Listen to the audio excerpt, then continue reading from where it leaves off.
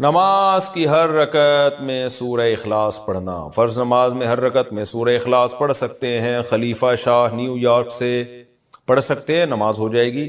حدیث میں آتا ہے ایک صحابی نماز میں بار بار سورہ اخلاص پڑھتے تھے، آپ نے ان کو بلا کے پوچھا، انہوں نے کہا مجھے اس سے محبت ہے، تو آپ نے ان کو جنت کی بشارت دی۔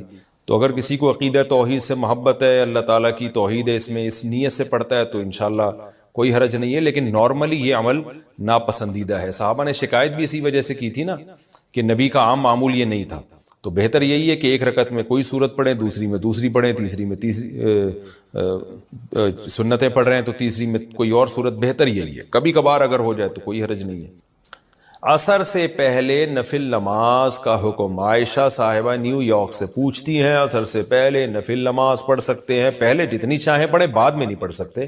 عصر کی نماز کے بعد نفل پڑھنا جائز نہیں ہے۔ ہاں قضاء عمری پڑھ سکتے ہیں، یہ کوئی اور قضا نماز ہو جائے تو وہ پڑھ سکتے ہیں، لیکن نوافل عصر کے بعد نہیں پڑھ سکتے، پہلے جتنے چاہیں پڑھیں۔ نماز میں آنکھ بند کرنا جائز ہے؟ کیا نماز میں آنکھ بند کر سکتے ہیں اور کتنی دیر تک؟ عابد خان سعودی عرب سے۔ نماز میں آنکھ بند کرنا مکروہ ہے، ناپسندیدہ ہے، کیونکہ نبی صلی اللہ علیہ وسلم ہمیشہ آنکھیں کھول کے نماز پڑھتے تھے، تو اس لیے بہتر یہی ہے کہ نماز میں آنکھ کھول کے نماز پڑھیں آپ۔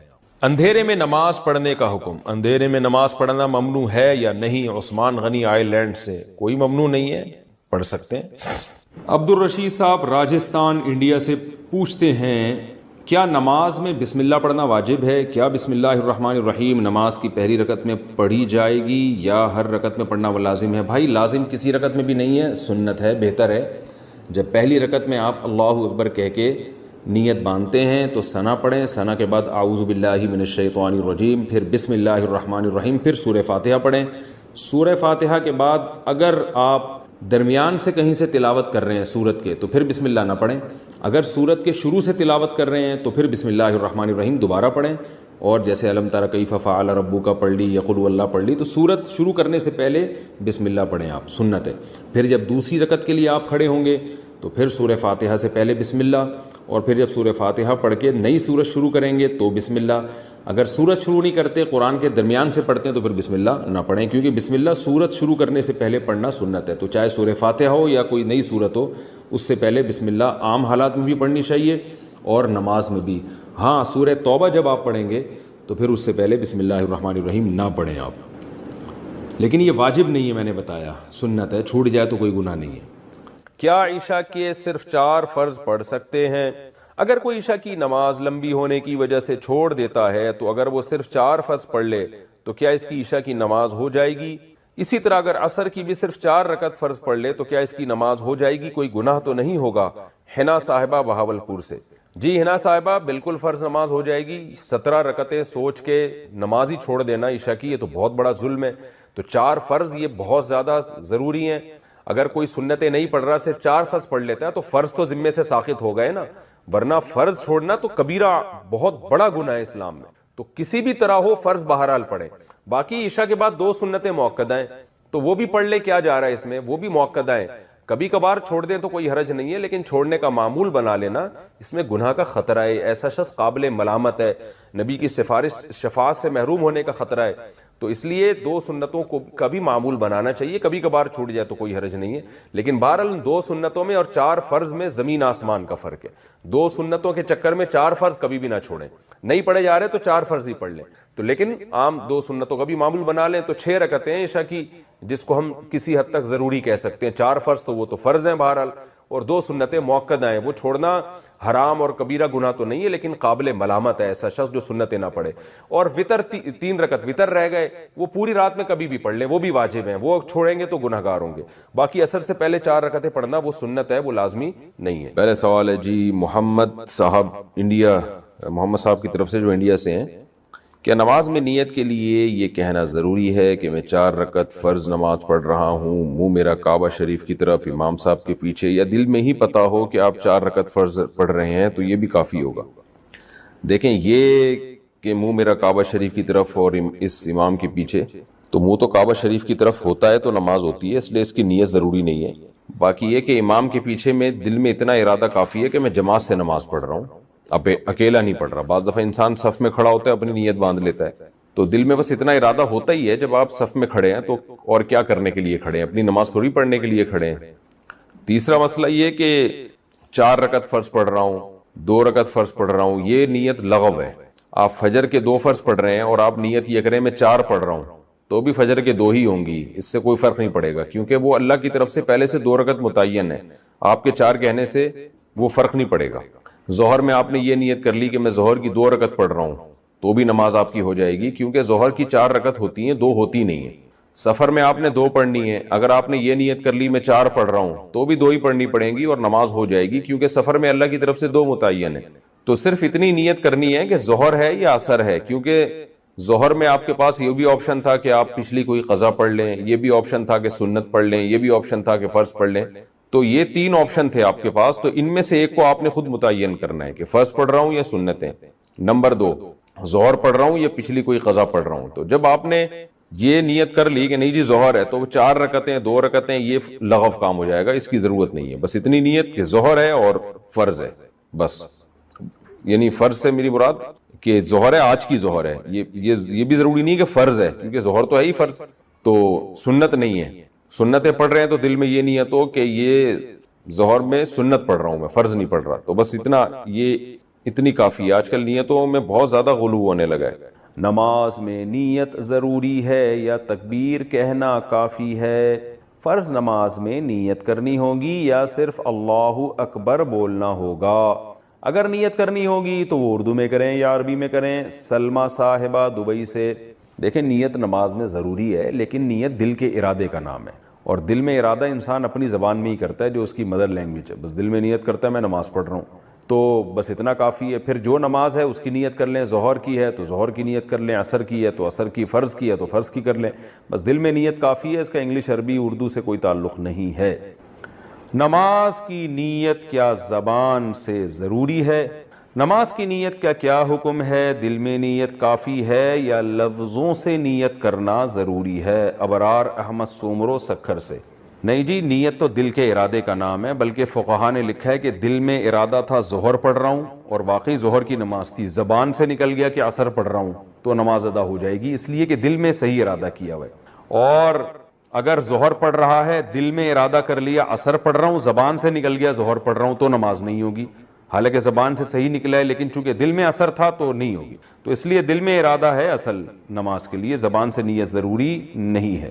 وہمیوں کے لیے فقہا نے لکھا تھا کہ جو وہمی ہوتے ہیں نا، جو ہر وقت وسوسوں میں مبتلا رہیں گے، پتہ نہیں میں نے ظہر کی نیت کی تھی عصر کی، بعض ایسے وہمی ہوتے ہیں، ان کے لیے فقہا نے لکھا ہے کہ وسوسہ دور کرنے کے لیے وہ زبان سے نیت کر لیں، لیکن نارملی شریعت کا حکم یہی ہے کہ انما الاعمال بالنیات، اعمال کا مدار جو نیت پر ہے، تو نیت تمام فقہا کا اتفاق ہے وہ دل کے ارادے کا نام ہے۔ اللہم صلی علی سیدنا محمد، یا رب صلی وسلم دائما ابدا علی حبیبی۔ کیونکہ اگر ماں باپ کے حقوق ہیں، دوستوں کے حقوق ہیں، تو اللہ کے سب سے زیادہ ہونے چاہیے۔ تو وہ غیر مسلم جو مسلمان ہوا نا، اس نے بتایا کہ سب سے پہلے تو 5 نمازیں ہیں بھائی، ہم اگر اللہ کو مانیں تو اللہ سے ریلیشن تو ہو، تو یہ اسلام ہے جو ہمیں 5 دفعہ مسجد میں لے کر آتا، اور لاتا کتنے بہترین اسٹائل کے ساتھ ہے، کیسے بہترین انداز کے ساتھ لاتا ہے اسلام۔ یہ بھی ہو سکتا تھا کہ خام خواہ کی قربانی دلوائی جاتی کہ 5 دفعہ تم نے الٹے لٹکنا ہے تاکہ پتہ چل جائے تمہارا اللہ سے کیا ہے، ریلیشن ہے۔ تو یہ بھی تو قربانی ہوتی کہ نہیں ہوتی، لوگ دلوا رہے ہوتے ہیں۔ فوج میں نا، جب ہم جو NCC کی ٹریننگ کی ہے نا کالج میں، تو وہ فوجی صوبے دار ہمیں ٹریننگ دیتے تھے، تو وہ یہ ثابت کرنے کے لیے کہ میں آفیسر ہوں، بعض دفعہ خام خواہ میں ڈنڈ پہ لو بیٹھ کے، چلو بھائی، اب فوجیوں میں ہوتا ہے نا تاکہ آفس کے آرڈر کو فالو کرنے کا جذبہ پیدا ہو، اب ڈنڈ پیل رہے ہیں، ہمیں پتا تھا بھائی یہ ڈپس لگانے پڑیں گے آپ کو، ٹھیک ہے نا، وہ کہتا ہے جب کھڑے ہو کر دوبارہ لگاؤ، تو یہ سکھایا جاتا ہے فوجیوں قربانی کا جذبہ پیدا کرنے کے لیے۔ تو اللہ میاں ایسے بھی کر سکتے تھے کہ بس الٹے لٹک جاؤ، ٹھیک ہے نا، 5 ٹائم قربانی دلوائی ہے، لیکن ایسے طریقے سے دلوائی ہے کہ اس میں ہمیں روحانی سکون ملے، اس میں ہمارا اللہ سے ریلیشن قائم ہو، اس میں ہمیں لطف اور مزہ آئے، ہماری دنیا بھی سدھر جائے اس سے۔ ہمیں حکم دیا سب سے پہلے فجر کی نماز رکھی تاکہ مسلمان صبح دیر سے اٹھنے والی قوم نہ بنے۔ اللہ میاں یہ بھی کر سکتے تھے کہ پہلی نماز 11 بجے، دوسری نماز شام 3:30 بجے 4-5 نمازیں ایسے کر دیتے. جہلم والی سرکار نے تو کر دی, فجر رکھی ہے اور ظہر کے بارے میں بولا ہے کہ عصر سے 20 منٹ پہلے آپ ظہر عصر پڑھ لیں اور غروب آفتاب ہوتے ہی مغرب عشاء بھی اکٹھی پڑھ لیں. تو یہ عملی طور پر 2 نمازیں ہوئی ہیں, ٹھیک ہے نا. 5 نمازوں کا مطلب ہوتا ہے اپنی تمام مصروفیات کو دوبارہ سے فارغ کر کے نماز کے لیے آنا. ظہر میں آپ سارے کام چھوڑ کے آتے ہو, پھر واپس چلے جاتے ہو, پھر عصر میں الگ سے آتے ہو, پھر واپس چلے جاتے ہو, پھر مغرب میں الگ سے آتے ہو, پھر واپس چلے جاتے ہو, پھر عشاء میں الگ سے آتے ہو. یہ 5 دفعہ قربانی دلوائی جا رہی ہے. اگر اس طرح سے نمازیں اکٹھی کرنے کا اسلام میں حکم ہوتا تو 3 دفعہ قربانی ہوتی, 5 دفعہ قربانی نہیں ہوتی. دیکھو ہم ظہر سے پہلے 4 سنتیں پڑھتے ہیں اور 4 فرض پڑھتے ہیں. ان سنتیں پڑھنے میں کوئی قربانی ہوتی ہے ہمیں؟ اس لیے کہ تو نماز کے لیے آئے ہوئے ہی ہیں نا. تو اگر ہم 4 فرض کے ساتھ 4 عصر بھی پڑھ لیں تو عصر کی قربانی تھوڑی ہی پھر یہ. تو 5 نمازوں کا مطلب ہی 5 ٹائم پہ آنا ہے. اس میں شاپنگ واپنگ ہی تو رکاوٹ بنتی ہے. اور آپ نے شاپنگ کے لیے کہہ دیا ہے اہل حدیث. حالانکہ اہل حدیث یہ مانتے نہیں ہے, لیکن یہ اس کی عادت ہے جہلم والی سرکار کی کہ کسی بھی مسلک میں کوئی بھی الٹا فتویٰ دے رہا ہوگا نا تو اس الٹے مولوی کو لا کے ہائی لائٹ کر کے مسلک کو بدنام کرنا. تو ایک اہل حدیث کا وہ چلایا کہ ایک اہل حدیث کہتے ہیں کہ میں جب 12:30 بجے شاپنگ کے لیے جاتا ہوں نا اپنی بیوی کو لے کے, تو 12:30 بجے ظہر کے ساتھ کیا پڑھ لیتا ہوں. یہ جہلم والی سرکار کا کلپ میں نے خود اپنے کانوں سے سنا ہے کہ 12:30 یا 12 بجے جیسے ہی ظہر کا وقت داخل ہوا تو ظہر کے ساتھ فوراً کیا پڑھ لیتا ہوں, عصر. حالانکہ قرآن میں سورہ نور اللہ کیا کہتے ہیں, رجال لا تلہیہم تجارت ولا بیع عن ذکر اللہ واقام الصلاۃ. مسجدوں میں ایسے لوگ ہوتے ہیں کہ ان کو تجارت اللہ کی یاد اور نماز سے غافل نہیں کرتی. بزنس ہی اللہ کی یاد, اور اللہ فرماتے ہیں مسجدوں میں ہوتے ہیں. پتہ چلتا ہے کہ کہاں آگے پڑھنی ہوتی ہے, جماعت سے بھی اور اپنے ٹائم پہ بھی. اور اسی شاپنگ کو آپ نے ذریعہ بنا لیا 2 نمازیں اکٹھی کرنے کا, اثر گول کر دیا آپ نے. یہ ہے تفقہ اور بصیرت, سمجھتے ہو. اور اس نماز کا اجر خراب کیا ہے جس کی سب سے زیادہ تاکید قرآن بیان کر رہا ہے. تو خیر, تو کیسا ریلیشن ہے, جلدی سے بات کو سمیٹ کے میں ختم کرتا ہوں. سب سے پہلے اللہ کیا کہتا ہے, مسلمان اپنے مسلم ہونا ثابت کرنے کے لیے کہ میرا اللہ سے ریلیشن ہے, اللہ نے کہا کہ 5 ٹائم نماز پڑھنی پڑے گی. اور یہ 5 ٹائم نماز کیوں رکھی ہے پتہ ہے آپ کو؟ کیونکہ وقت میں بہت بڑی تبدیلی ہوتی ہے. اللہ کہتے ہیں جب بھی اس کائنات میں بڑی تبدیلی ہوگی تو سب سے پہلے میرے سامنے سجدہ کرو گے, اس کے بعد اپنے کاموں میں لگو گے. تبھی تو قرآن کہتا ہے اقیم الصلاۃ لدلوک الشمس الی غسق اللیل, نمازوں کو قائم کرو دلوک شمس, سورج ڈھلکنے کے وقت, الی غسق اللیل, اور راتوں کے اندھیروں میں. تو غسق اللیل میں 2 نمازیں آ گئیں, مغرب اور عشاء. یہ دونوں رات کی نمازیں ہیں, لیکن ان دونوں کے اوقات میں بڑا فرق ہوتا ہے. مغرب میں فل اندھیرا نہیں ہوتا لیکن روشنی بھی نہیں ہوتی, بہت زیادہ وقت میں تغیر ہو جاتا ہے. اور غسق جو ہے لیل جب انتہائی درجے کی ہوتی ہے تو وہ عشاء کا وقت جب بالکل کیا ہو جاتا ہے, اندھیرا. آگے اللہ کہتے ہیں وقرآن الفجر, اور پھر فجر کا وقت بالکل ڈفرینٹ ٹائم ہوتا ہے. مغرب کا وقت باقی اوقات سے بالکل مختلف ہے. سورج ڈھل گیا, غروب ہو گیا, لیکن ابھی روشنی ہے, اندھیرا شروع نہیں ہوا. پھر گھپ اندھیرا ہو گیا. یہ کیا ہے, یہ بڑا تغیر ہو رہا ہے زمین کے اندر. تغیر سمجھتے ہو, تبدیلی, چینجنگ. آسان لفظ استعمال کرنا چاہیے مجھے بھی. بڑی چینجنگ آ رہی ہے ٹائمنگ میں, اور اس سے انسان کے جذبات میں اور احساسات میں بڑا فرق پڑتا ہے. ظہر کا تو فجر کا وقت بالکل ڈفرینٹ ہے, ابھی دن طلوع ہونے والا ہے. پھر سورج ہوتے ہوتے جب ڈھلکتا ہے نا, بالکل بلندی پہ پہنچ کے تیز تپتی بھی دھوپ ہوتی ہے جس کو اللہ دلوک شمس کہہ رہے ہیں. دلوک کہتے ہیں ڈھلکنا. تو سورج کا جو ڈھلکنا ہے نا, بلندی پہ جا کے لڑکنا نیچے, اس کو کیا کہتے ہیں؟ اس میں اللہ نے 2 نمازوں کا ذکر کر دیا, ظہر اور عصر.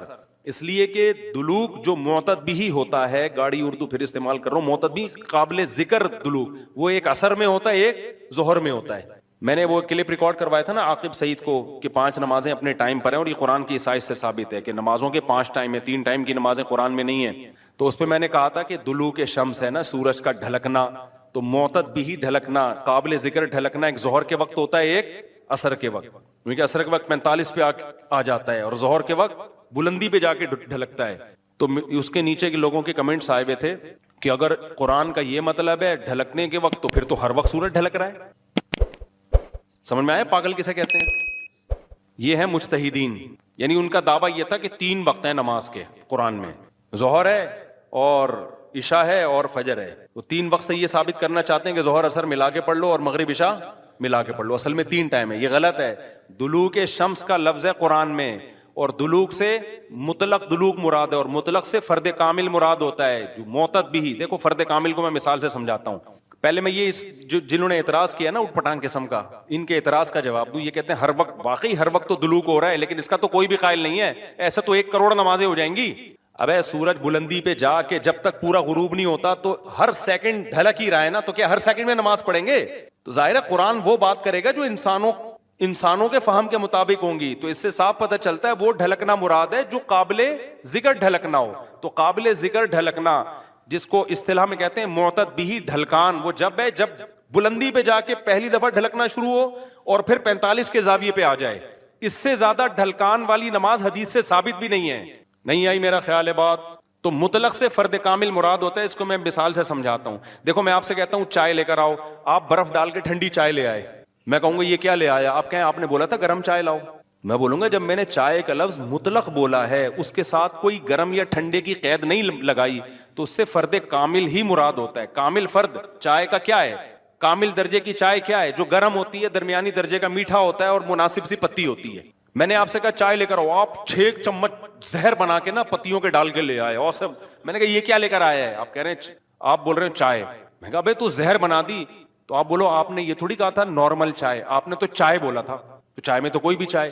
سمجھ میں آ رہی ہے بات کہ نہیں آ رہی؟ یہ چیزیں اصول فقہ میں پڑھی جاتی ہیں جو آج کل کے اسکالرز نے نہیں پڑھی، تبھی قرآن و حدیث کا مطلب بھی ان کو سمجھ میں نہیں آتا. تو المطلق اذا اطلق یراد به الفرد الکامل، یہ اصول فقہ کا مسئلہ ہے اور لغت کا بھی مسئلہ ہے.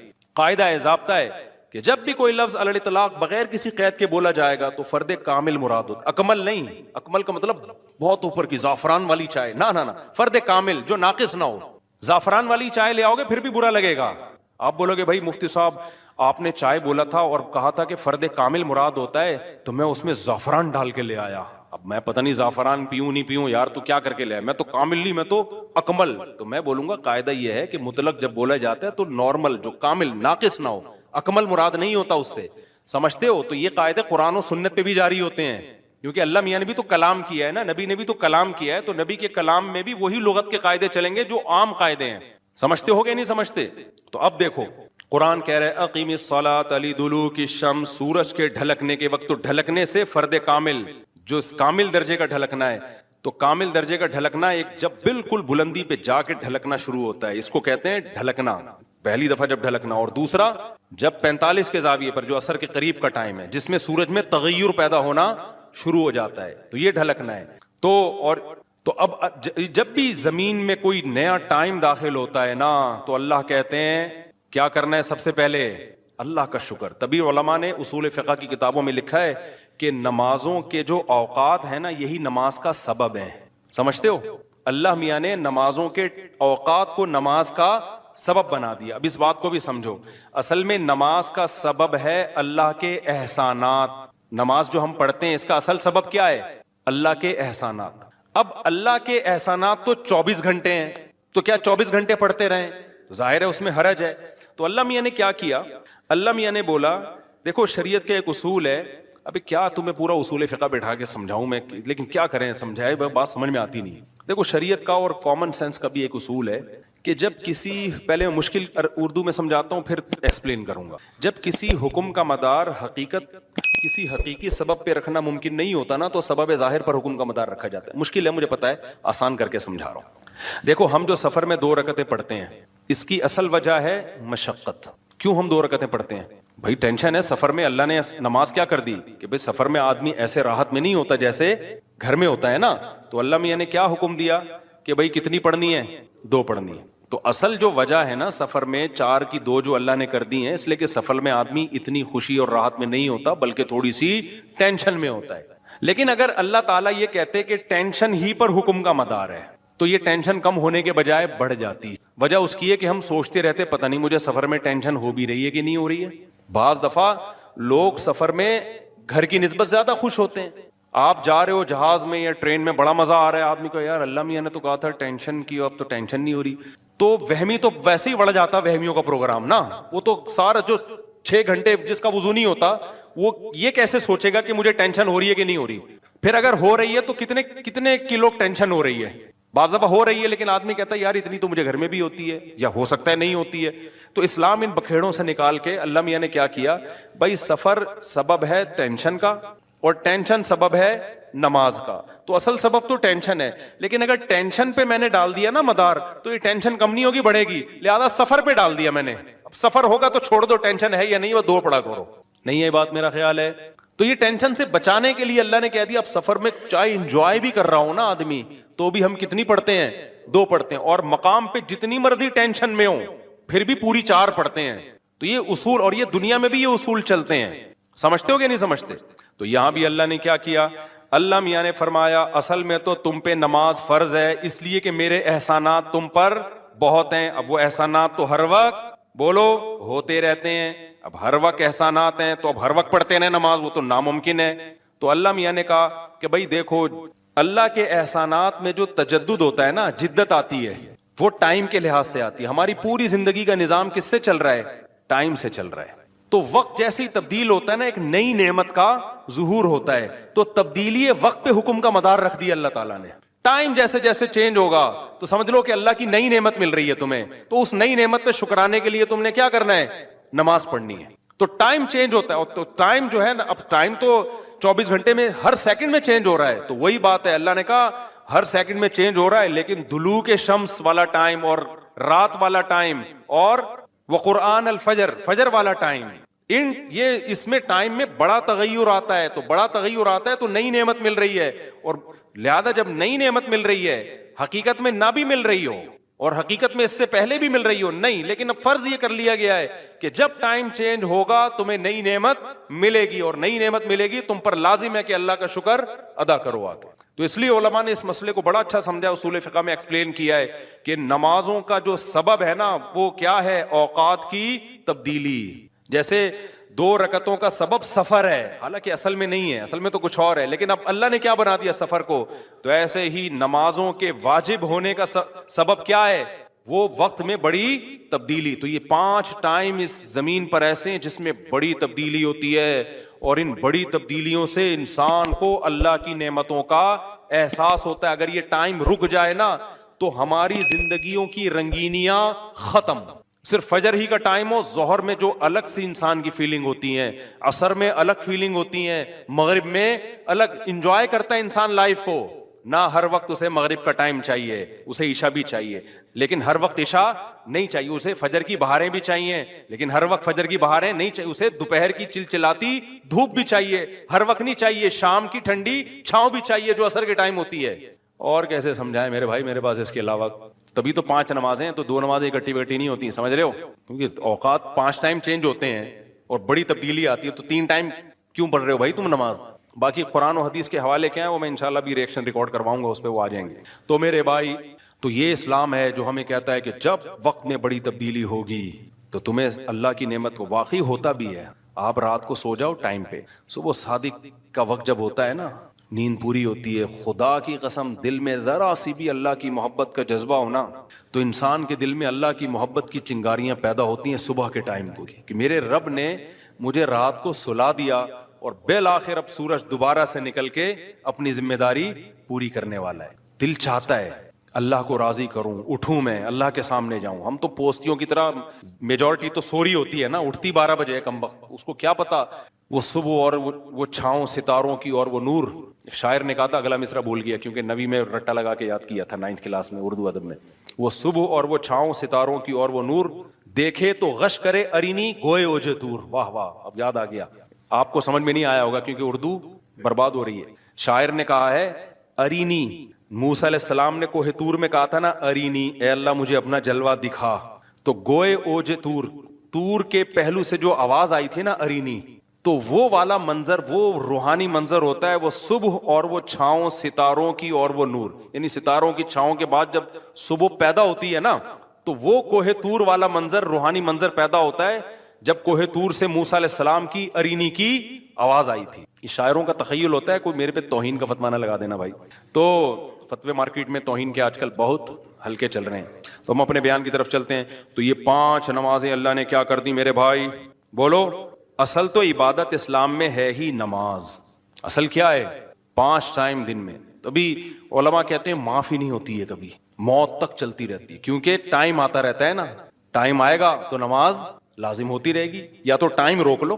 ہم جب گئے تھے وہاں ناروے میں تھے نا, تو بہت لمبی رات تھی, تو وہاں ٹائم رکا ہوا تھا رات کا, تو مغرب اور عشاء اور فجر میں ٹھیک ٹھاک فاصلہ ہوتا تھا. فجر 9:15 بجے ہو رہی تھی صبح, اور عشاء میرا خیال ہے 4:30-5 بجے. تو چونکہ ٹائم رکا ہوا تھا نا, مغرب کے بعد عشاء کا وقت, فجر کا وقت آ ہی نہیں رہا, عشاء کے بعد فجر کا وقت آ ہی نہیں رہا, تو ٹائم رک گیا, تو نماز بھی کیا ہو گئی, رک گئی. ٹھیک ہے, دیر سے پڑھو. تو کیونکہ ٹائم چینج ہوگا تو حکم اللہ کا نماز کا آپ کی طرف متوجہ. ہاں, جن علاقوں میں 6 مہینے 3 مہینے سورج نکلتا ہی نہیں ہے, وہاں پھر حدیث میں آتا ہے کہ اس میں پھر حدیث میں کچھ اور ہے, وہ پھر ابھی مسئلہ بیان کروں گا تو بات لمبی ہو جائے گی. یہ ان جگہوں کی بات ہے جہاں دلوک شمس ہو رہا ہے, سورج نکلتا ہے اور 24 گھنٹے کے اندر غروب ہو جاتا ہے, تو وہاں پھر نمازیں کس طرح ہی پڑھی جائیں گی, ٹائم کے ساتھ اللہ نے اس کو جوڑ دیا. حدیث میں دعا سکھائی ہے, اللہم انی اعوذ بک من علم لا ينفع, اللہ ایسے علم سے پناہ مانگتا ہوں جو فائدہ نہ پہنچائے. تو ہماری پیدائش کا مقصد یہ ہے کہ تم میں سے اچھا عمل کون کرتا ہے, کوئی شخصیت مقصود نہیں, عمل مقصود ہے. دیکھو کس قدر اسلام میں شخصیت پرستی کی نفی ہے, اس کی میں ایک مثال آپ کو دیتا ہوں صحیح حدیث سے. بہت ٹیکنیکل مثال ہے, اس کو خوب اچھی طرح سمجھیں.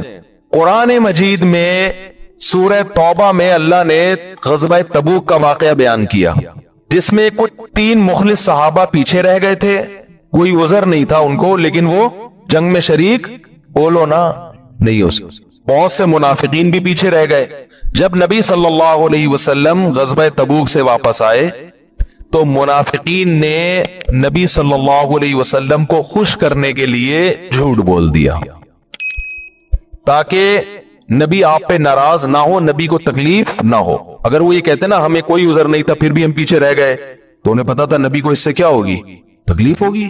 تو قرآن نے کہا یحلفون لکم لترضوا عنہم, کہ یہ آپ کے سامنے قسمیں اٹھاتے ہیں تاکہ آپ ان سے راضی ہو جائیں, آپ ان سے خوش ہو جائیں. فَإِن تَرْضَوْا عَنْهُمْ فَإِنَّ اللَّهَ لَا يَرْضَى عَنِ الْقَوْمِ الْفَاسِقِينَ, اگر آپ خوش ہو بھی گئے تو اللہ ایسے فاسقوں سے خوش نہیں ہوگا.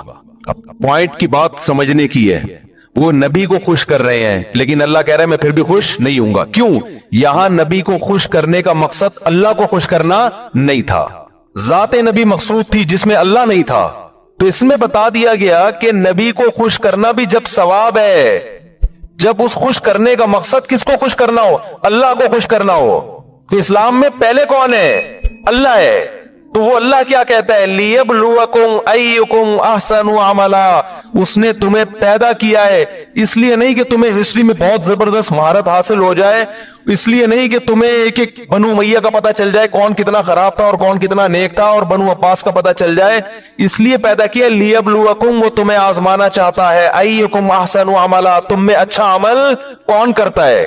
آپ کہہ سکتے ہیں بھئی اچھا عمل یہی ہے جو ہم کر رہے ہیں, بہت اچھا عمل ہے کہ ہم نے عوام کو الجھا دیا ہے ان مسائل میں, بہت اچھا عمل ہے. عوام پہلے غلط سمجھ رہی تھی, ہم نے صحیح سمجھا دیا عوام.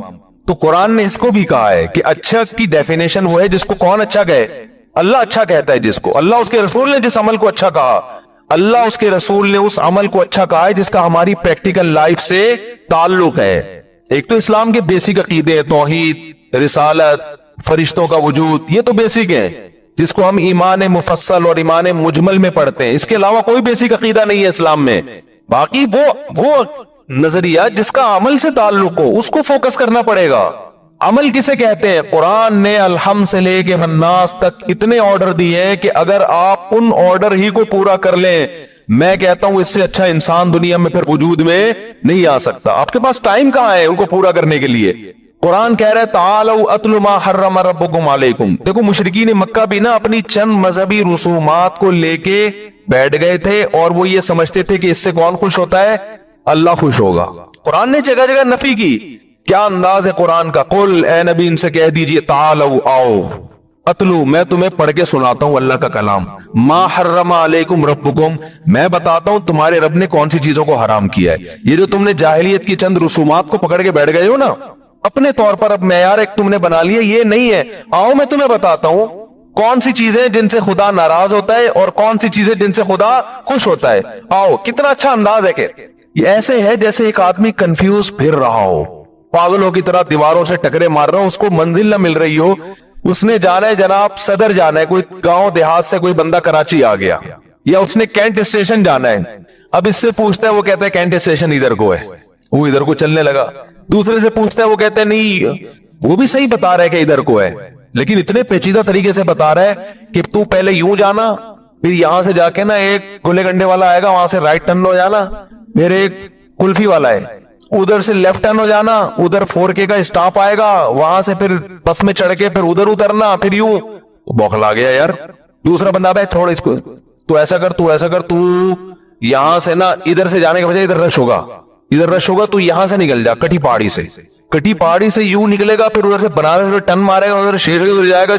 روٹ تھوڑا خراب ہے لیکن راستہ کھلا ہوا ہے. پھر اب وہ شیرشاہ کیا ہوتا ہے, ایسے میں کوئی عقل مند کہے گا ادھر آ یار, ایسے ہی ہوتا ہے نا اسٹائل. ابے ادھر آ, زیادہ لمبی چوڑی ٹینشن میں پڑنے کی, ادھر آ, ادھر بیٹھ جا پیچھے گاڑی میں ادھر ہی آ رہا ہوں. حل ہو گیا نا مسئلہ. ہاں تبلیغ والے یہی کرتے ہیں کہ ابے تو چھوڑ دے ان مناظروں میں, بحثوں میں, 3 دن لگا لے, انسان کا بچہ بن کے واپس آ جائے گا, لگا لے ہمارے سے. واقعی یہ انداز بڑا بہترین ہے. وہ چھوڑ دے یار. وہ میں نے کہ اہل حدیث کا واقعہ سنایا تھا نا, وہ ابھی بھی اہل حدیث ہی ہیں لیکن وہ تبلیغ میں لگنے لگے. کہہ رہے یار میں یہ رفع الدین, آمین بالجار, ٹانگیں چوڑی کرنی ہے, پتلی کرنی ہے, پوری زندگی برباد کر دی, حاصل کچھ بھی نہیں ہوا. اور کہہ رہے جس کے پاس جا کے بیٹھو دوسرا فرقہ غلط لگنے لگتا ہے. میں نے ان کا, میرے بڑی اچھی دوستی ہے ان سے, وہ میری 4 شادیوں والی کتاب پڑھ کے مجھ سے ملنے. اہل حدیث تو اتنی بڑی داڑھی ان کی نا, 4 شادیوں والی کی کتاب پڑھ لی, 2007 میں پڑھی انہوں نے. مجھے تلاش کرتے کرتے پہنچے, وہ بڑے بغلگیر ہوئے, کہہ رہے یار کیا کتاب ہے یار, میری تو زندگی بدل گئی.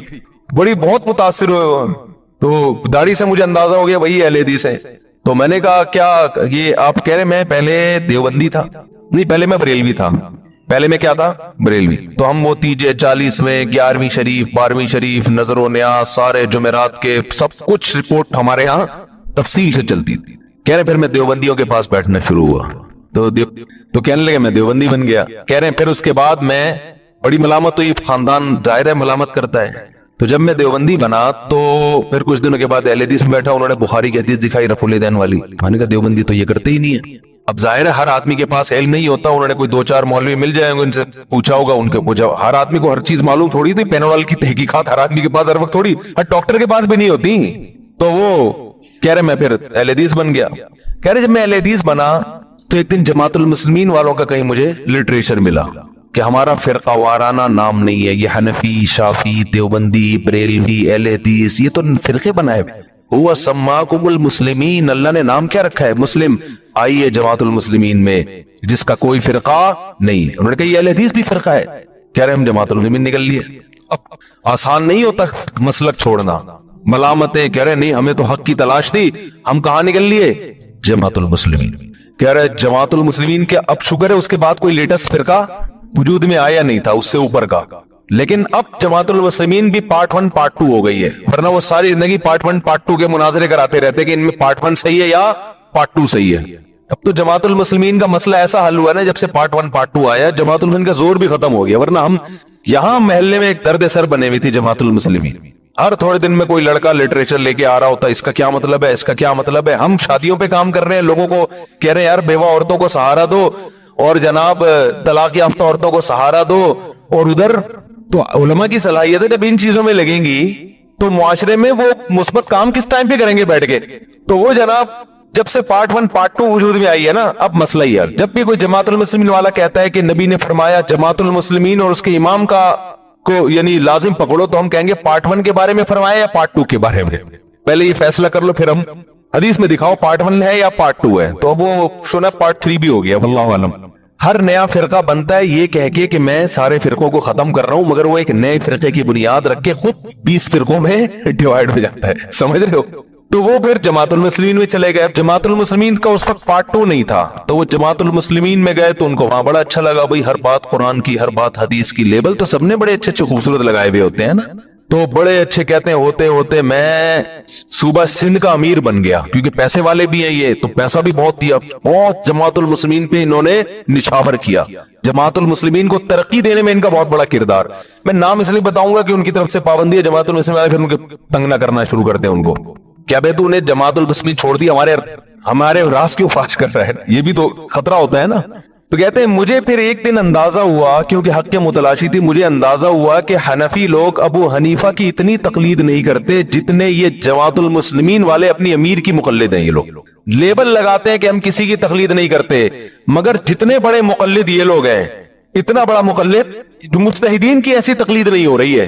कह रहे फिर मैं सवाल पूछता था, मुझे उसका जवाब नहीं मिलता था, तो मैं फिर कंफ्यूज होना शुरू हो गया, यार तुम तो बाप बनाए हुए तुमने अपने अमीर को। कह रहे अब कहां जाए भाई, ये तो शुगर है मुर्तद नहीं हुए। मैंने ऐसे लोगों के वाकयात सुने जो तंग आके बिल आखिर मुर्तद हो गए, इस्लाम छोड़ दिया उन्होंने। कह रहे एक दिन मैं गया तबलीगी जमात, कहीं फजाइल अमाल की तालीम चल रही थी, तो मैं जाके बैठ गया, मुझे उन्होंने पांव दबाना शुरू कर दिए कि सैरोज़े में चलो। कह रहे पहले तो मैंने सोचा अभी रफुल दैन का मसला छेड़ेंगे ना, अब ये आमीन की बात करेंगे। कह रहे मैंने टांगे चौड़ी करके ना यूं करके पूरी नमाज पढ़ी ऐसे करके कि मुझे कोई छेड़े, किसी ने नहीं छेड़ा। कह रहे मैंने कहा 3 दिन लगाता हूं फिर छेड़ूंगा, मैं 3 दिन लगाता हूं, ये अल्फाज मेरे हैं, छेड़ूंगा, ये तो हमारी अपनी कराची की उर्दू में ये चीजें बनाई हुई है हमने, ये ठीक है ना। तो उन्होंने कहा शायद अब मुझे तंग करें ये लोग कि मैं सैरोज़ा में ट्राई, जहां इतनी जमातें ट्राई की हैं इसको भी ट्राई कर लो। तो कह रहे मैंने कहा मैं यूं जाऊंगा फिर यूं करूंगा फिर जोर से आमीन, तो कुछ ना कुछ तो होगा। कह रहे हैरान हो गया, 3 दिन हो गए मुझे किसी ने कुछ नहीं कहा, उनकी एक ही बात थी भाई ये दीन हमारे अंदर कैसे आएगा, पूरी दुनिया के अंदर कैसे आएगा, इसके लिए हम सबको मिलजुल के फिक्र। कह रहे मैं कह रहा हूं भाई ये रफ, कह रहा छोड़ तू जैसे कर रहा है ना करता है।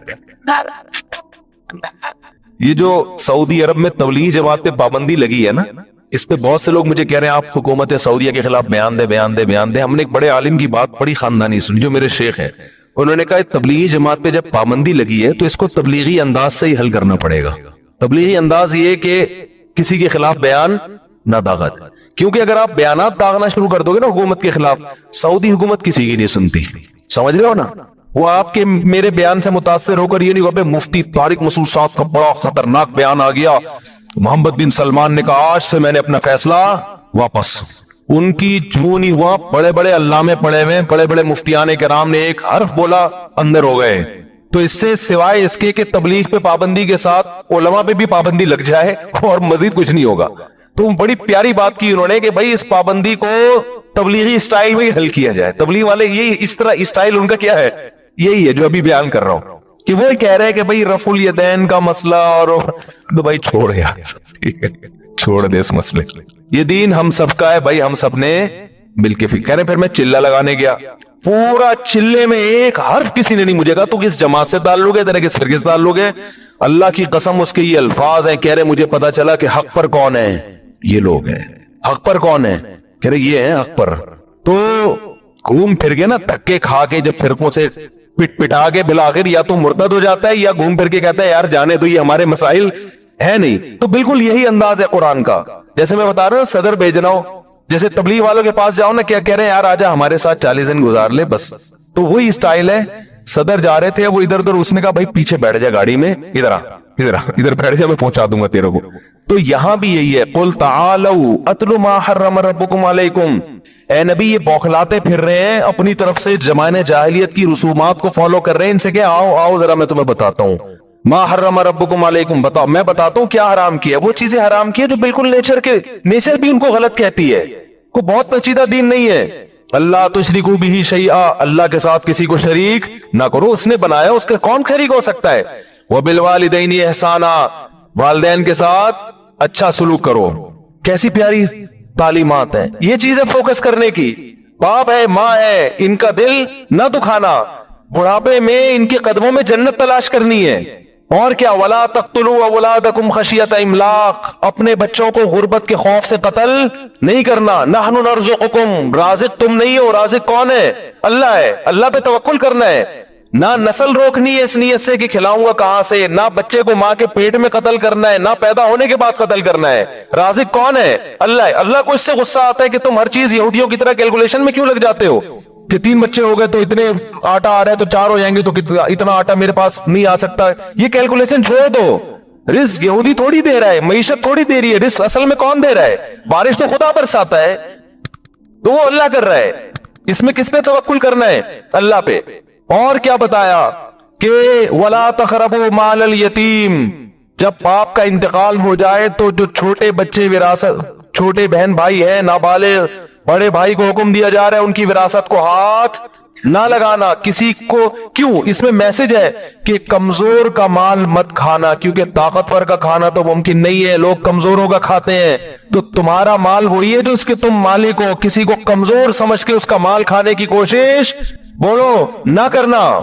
اوفوا الکیل والمیزان اذا قلتم, اوفوا الکیل والمیزان بالقسط, جب حق لینے کی باری آئے تو جیسے لیتے ہوئے حق پورا وصول کرتے ہو, ایسے ہی حق دینے کی باری آئے تو حق دیا بھی پورا پورا کرو.